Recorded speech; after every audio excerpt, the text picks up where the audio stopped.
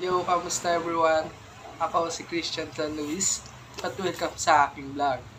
Dito walang boring na usapan, lahat ay exciting, makabuluhan at swak sa panahon. Pag-uusapan natin ang AI, tech trends, ethical dilemma, at kung paano ito nababago ang ating mundo. Kung gusto mo maging updated, matuto ng may halong saya at makisali sa cool discussions, you're in the right place. Kaya don't forget to like, share, and subscribe. Kaya tara na, simulan na natin.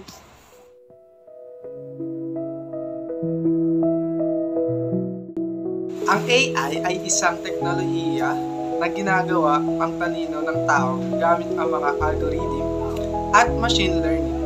Ginagamit ito sa iba't ibang larangan tulad ng medisina, edukasyon, negosyo, at entertainment.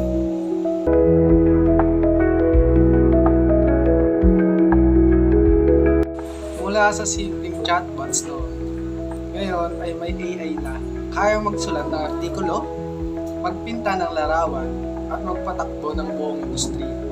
Halimbawa na lamang ng OpenAI's ChatGPT, Google's DeepMind, Tesla Autopilot, mga teknolohiyang nagpapabago ng ating mundo.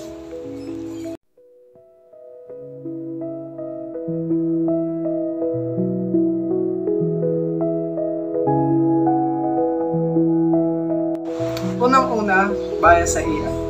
May mga pagkakataong may kinikilingan ang AI, tulad ng hindi pantay na pagtrato sa lahi o kasarian sa hiring process. Pangalawa, privacy at surveillance. Paano kung ginagamit ang AI sa hindi tamang paraan, tulad ng facial recognition na lumalabag sa ating privacy? Sumunod, pagtanggal ng mga trabaho. May takot na maaaring palitan ng AI ang maraming trabaho. Kaya paano ang kinabukasan ng mga manggagawa?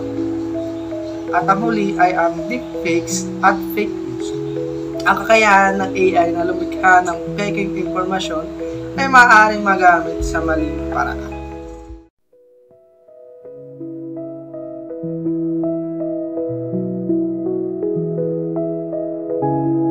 Una, dapat may regulasyon at ethical na pamamantayan sa paggamit ng AI.